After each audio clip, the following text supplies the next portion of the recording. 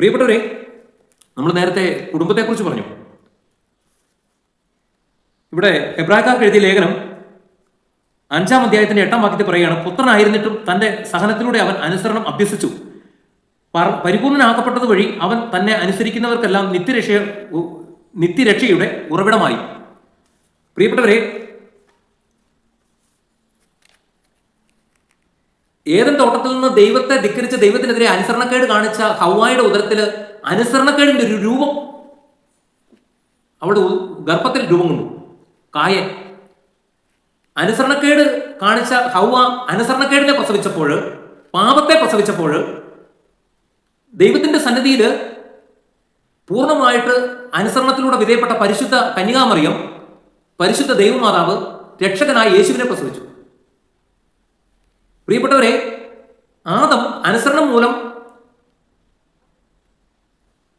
ഈ ഭൂമിയിലേക്ക് പാപത്തെ കൊണ്ടുവന്നപ്പോൾ, യേശുക്രിസ്തു അനുസരണം മൂലം അവിടുന്ന് ഈ ലോകത്തിന് രക്ഷ പ്രദാനം ചെയ്തു. വീണ്ടും വിശുദ്ധ പൗലോസ്ലീഹ ഫിലിപ്പിയർക്ക് എഴുതിയ ലേഖനം 2-ാം അധ്യായത്തിൽ 8-ാം വാക്യം പറയുകയാണ്, ആകൃതിയിൽ മനുഷ്യനെ പോലെ കാണപ്പെട്ടു, മരണം വരെ, അതേ കുരിശുമരണം വരെ അനുസരണമുള്ളവനായി തന്നെ തന്നെ താഴ്ത്തി. കുടുംബജീവിതത്തിൽ ഒരു കുടുംബം നല്ല രീതിയിൽ മുന്നോട്ട് പോകണമെന്നുണ്ടെങ്കിൽ അനുസരണം ഇല്ലാതെ ഒരു കുടുംബവും അനുഗ്രഹം പ്രാപിക്കുകയില്ല.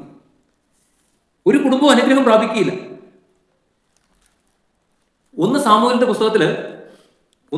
പുസ്തകം 15-ാം അധ്യായത്തിന്റെ 22-ാം വാക്യം പറയുകയാണ്, അനുസരണം ബലിയേക്കാൾ ശ്രേഷ്ഠം. അനുസരണം ബലിയേക്കാൾ ശ്രേഷ്ഠം.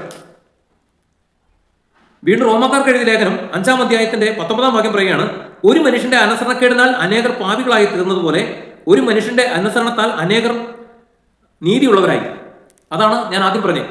ആദത്തിന്റെ അനുസരണക്കേട് നിമിത്തം ഈ ഭൂമിയിലുള്ളവർ പാപികളായി തീർന്നപ്പോൾ, കർത്താവായ യേശുക്രിസ്തുവിന്റെ അനുസരണം മൂലം ഈ ഭൂമിയിലുള്ള സകല മനുഷ്യനും നീതിയുള്ളവരായി എന്നാണ് വചനം പറയുന്നത്.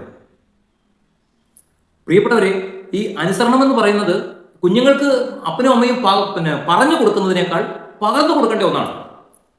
പറഞ്ഞു കൊടുക്കുന്നതിനേക്കാൾ പകർന്നു കൊടുക്കേണ്ട ഒന്നാണ്. എങ്ങനെയാണ് പകർന്നു കൊടുക്കുന്നത്? അവർ പരസ്പരം സ്നേഹത്തിന്റെ അടിസ്ഥാനത്തിൽ പരസ്പരം അംഗീകരിച്ചുകൊണ്ട് അനുസരിച്ച് ജീവിക്കുന്നത് കണ്ടു വളരുന്ന കുഞ്ഞുങ്ങൾ, അവർ സഹോദരങ്ങൾ പരസ്പരം അനുസരിക്കും, അതോടൊപ്പം അവർ മാതാപിതാക്കളെ അനുസരിക്കും. പറഞ്ഞു മനസ്സിലായോ? അവർ പിന്നെ പുറത്തേക്ക് ഇറങ്ങി കഴിഞ്ഞ് കഴിഞ്ഞാൽ അവർ അവരുടെ വികാരിയച്ഛനെ അനുസരിക്കും, സിസ്റ്റേഴ്സിനെ അനുസരിക്കും, അവരുടെ അധ്യാപകരെ അനുസരിക്കും. അവർ കടന്നു ചെല്ലുന്ന ഓരോ മേഖലയിലും അവരെക്കാളും പ്രായത്തിന് മുതിർന്നവർ പറയുന്നത് ശരിയാണെന്ന് കണ്ടു കഴിഞ്ഞാൽ അവരെയൊക്കെ അനുസരിക്കും.